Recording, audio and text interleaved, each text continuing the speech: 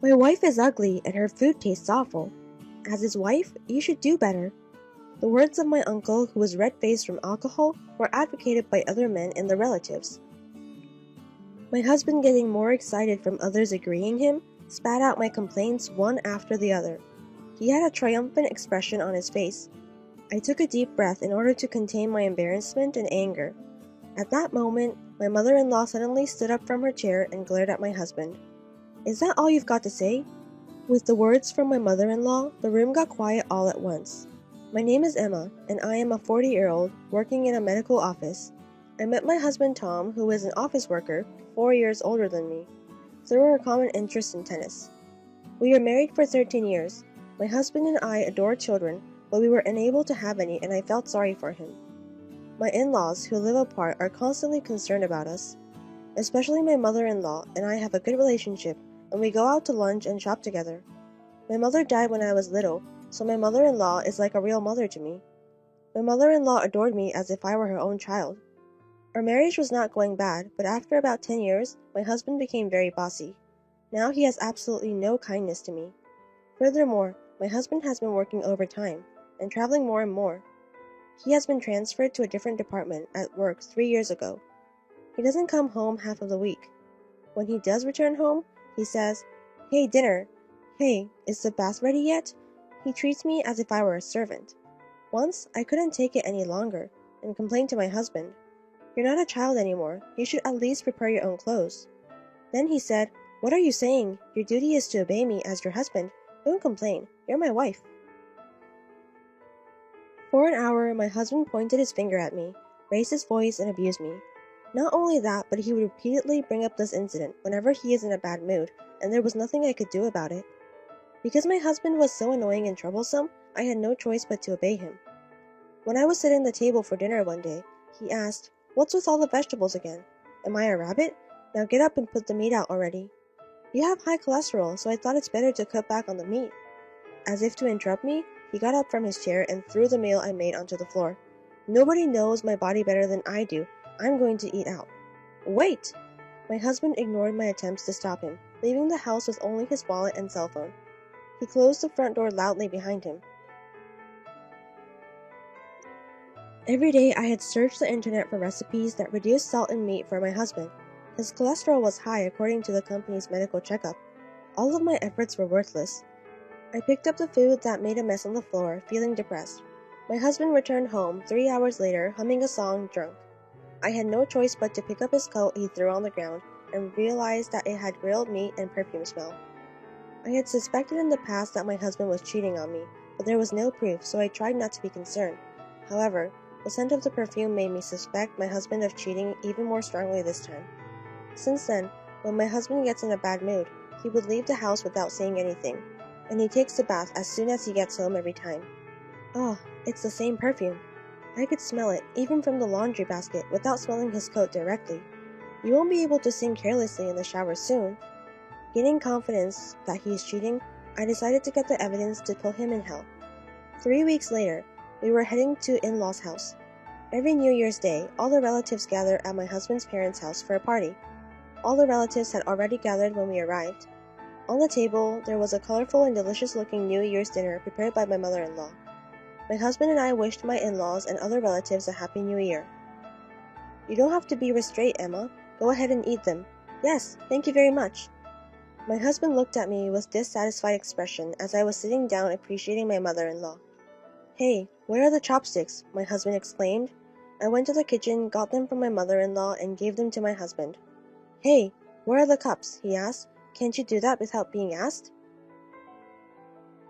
You should care about your surroundings." Even though all of our relatives were there, my husband kept abusing me. "I'm not a psychic. You should at least tell me or I won't understand."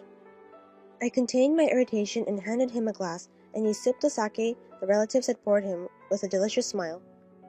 "Would you like a glass too, Emma?" My uncle also offered me a drink, but my husband declined before I said anything. "She's my driver, so," he said. My mother-in-law and other female relatives were busily working in the kitchen.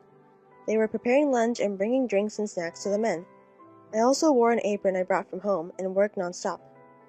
My father-in-law and the other men were having a great time and drank one bin after another. I could hear the drunk guys laughing loudly. "I am so sorry that you guys have to be busy here. I believe we should take a break." My mother-in-law prepared some hot tea for us. When we were drinking the tea and having small talk, I heard my husband's voice from the living room. "Let's go around revealing things we can't normally say. Let's relieve stress talking about them. It's a new year." The men rejoiced at my husband's suggestion. The loser of the rock, paper, scissors is allowed to say whatever he wants. My husband, who is weak with alcohol, then he thinks was so drunk he couldn't even speak properly. Sounds like a lot of fun. My mother-in-law smiled and seemed interested. Actually, I had something planned for this New Year's Eve party too. Then my husband said something unexpected and I decided to use this opportunity. I took something from my bag and put it in my apron pocket. Rock, paper, scissors. With a loud yell, the game started. The losers complained about their salaries, or their bosses, one after the other. "So true, so true." The listeners agreed as the loser complained. Finally, my husband lost the rock, paper, scissors, and it was his turn to present his daily complaints. I was both excited and nervous about what he was going to say. My complaint is that my wife is unattractive, and her food tastes bad. My mind went blank from shock. My father-in-law flusteredly cleared his throat. "When you guys got married, you were complimenting her beauty and cooking skills." "That was a long time ago, Dad. She now only serves tasteless food, full of leaves like rabbit food." My uncle's expression darkened when he heard this. "That's awful. Being his wife, she should do better." My uncle's words were advocated by the men. No one knew I had been thinking about my husband's health and cooking every day.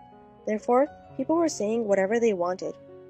Listening to that, I was embarrassed and angry, wanting to just run away.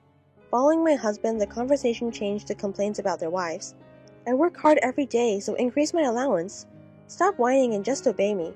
The father-in-law was smiling as he listened, but the wives on the other end remained silent and looked down. Then it was back to my husband's turn. "Everyone is fortunate to have children," he stated. "My wife is a defective woman, incapable of having children.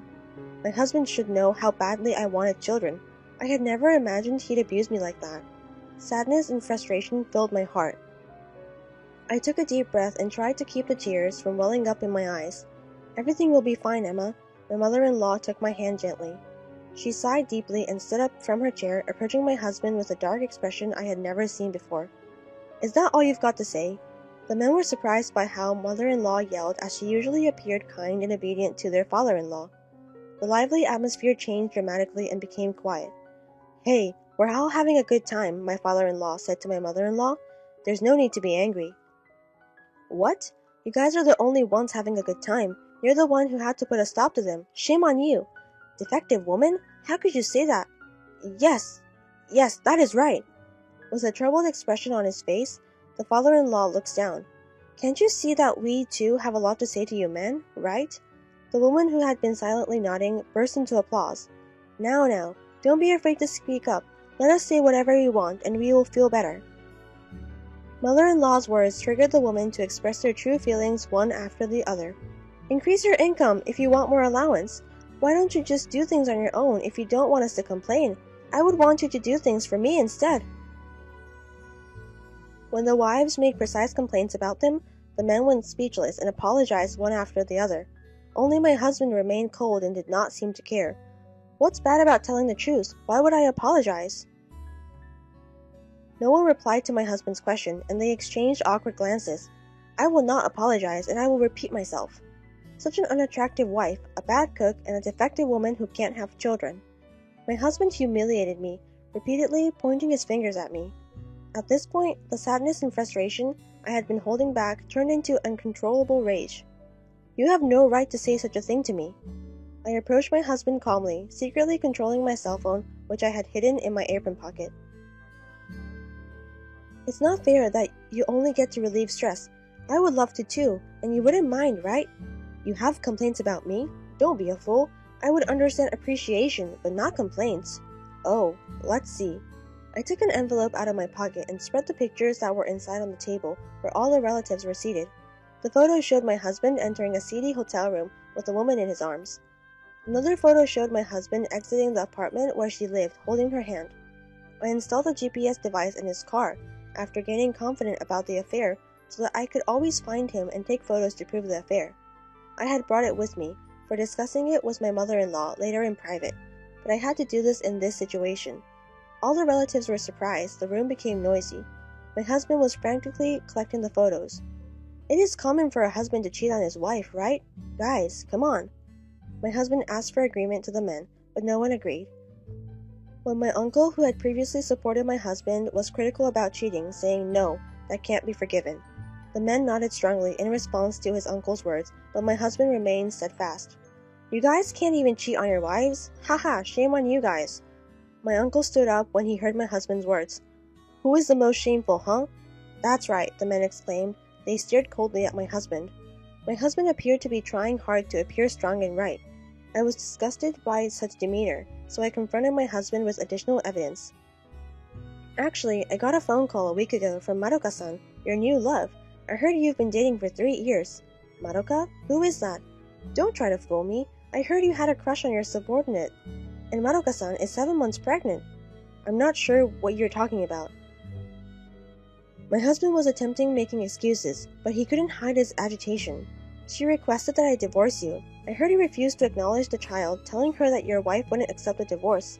I didn't say that. Oh, that's funny. I thought you didn't know her name. Saying that, I took my cell phone out from my apron pocket. I put it on speaker and turned the volume up to maximum, so that everyone in the room can hear. Did you hear what I just said, Madoka-san? She sniffles, possibly crying, and says quietly, yes. Actually, I had called the girl the day before New Year's and told her I would call her today. She wanted to know what my husband was really thinking, and so she agreed. And so, I secretly called the girl right before I questioned him. When the girl overheard the entire conversation, she burst into tears and became enraged. She complained, my wife and I are getting a divorce, and he asked me to wait until then. I never said anything like that. You, as my wife, would understand, right? Why would I? You were the only one who betrayed me. When I said this, he looked down and became silent. I will never forgive you, said the girl, and hung up. She had believed my husband's words. Here is the divorce paper. Fill it out right now. When I tried to make him to sign the divorce papers I had prepared, he started to be furious towards me. Don't be ridiculous. I can't just immediately write this down. How dare you say such a thing after all this? I'll have you pay me 2 million yen in alimony. No, I'm never going to divorce you. I don't have that much money. Her husband began to stamp his feet as if he were a child and whined. I had never seen my husband act like this before, and I almost laughed. But I continued to demand divorce and alimony from him. Tom, you're not a little kid. Shame on you. My mother-in-law must have been frustrated by my husband's pitiful demeanor. She scolded him with an exasperated expression on her face. You have no right to refuse divorce or alimony. Accept reality with dignity. It's not that easy, Mom. Hey, you would understand how I feel, right, Dad? No way. I mean, how could I? Be responsible for what you've done. The husband reluctantly signed the divorce papers and agreed to pay alimony, holding back his tears. I had thought that this gathering would be a great time to reveal my husband's affair, so I pushed him even harder. I terminated our lease at the end of this month, because you don't need 2 homes to return to, right? When I said this, the woman applauded, and the men sighed deeply. My husband left my in-laws' house as if he were fleeing from everyone's attention. The following day, I submitted divorce papers to the city office, and I moved into a rental apartment which I had already signed a contract to. I also requested 1.5 million yen in alimony from my ex-husband's unfaithful partner. It would have been a devastating blow for the girl. She had resigned from her job after becoming pregnant, but I couldn't forgive her. My ex-husband tried to rely on the girl after his apartment was terminated. He immediately wrote the child recognition paper right after divorce. However, the girl eventually dumped him and demanded 1,500,000 yen per month in child support. Furthermore, my ex-husband resigned from his job after the affair became public. It became difficult for him to remain at the company. His parents abandoned him after that, and he was unable to find a new job, so he was sleeping in an internet cafe and working part-time jobs to pay alimony. Susan, my ex-mother-in-law, informed me that my ex-husband has gotten higher cholesterol levels and harmed his body. He had been living a self-indulgent lifestyle since our divorce. Susan and I, on the other hand, became friends after the divorce and became even closer than when I was married to Tom. Now, I am content to live a peaceful life while enjoying my solitude.